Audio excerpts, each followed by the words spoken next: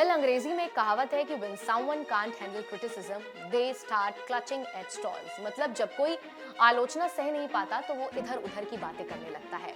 अब अमेरिकी राष्ट्रपति डोनाल्ड ट्रंप ने यह दावा किया है कि उन्होंने ईरान की सेना, नौसेना और वायुसेना को खत्म कर दिया है।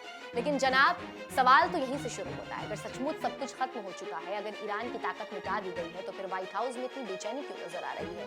फिर ये धार्मिक रस्में, ये पूजा पाठ, कयामत की लड़ाई जैसे बड़े बड़े जुमले किस लिए? जीत तो आमतौर पर सुकून देती है, मगर यहाँ तो जीत के दावे के साथ साथ अजीब सी घबराहट दिखाई दे रही है। और फिर एक दिलचस्प बात यह है कि इतने हाईटेक मिसाइल, इतने सुपर पावर टेक्नोलॉजी और इतनी बड़ी सैन्य ताकत ने सब कुछ खत्म कर दिया है, तो फिर कहानी बार बार शब्दों में क्यों दोहरानी पड़ रही है?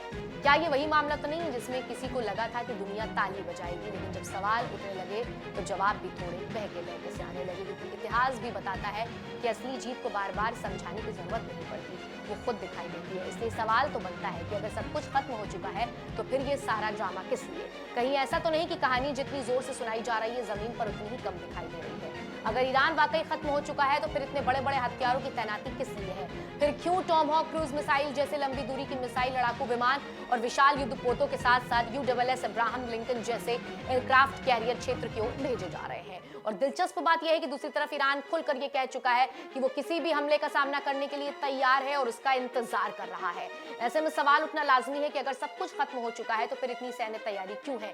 क्या ये ताकत का प्रदर्शन है या फिर उन दावों के पीछे छिपी बेचैनी का संकेत है जिन्हें दुनिया के सामने बार बार साबित करने की कोशिश की जा रही है? क्योंकि इतिहास भी ये बताता है कि जब किसी दुश्मन के पूरे तरीके से खत्म हो जाने का दावा किया जाता है तो आमतौर पर उसके खिलाफ इतनी बड़ी तैयारी की जरूरत नहीं पड़ती। यही वो विरोधाभास है जो आज के कई एक्सपर्ट्स के मन में सवाल बनकर उभर रहा है।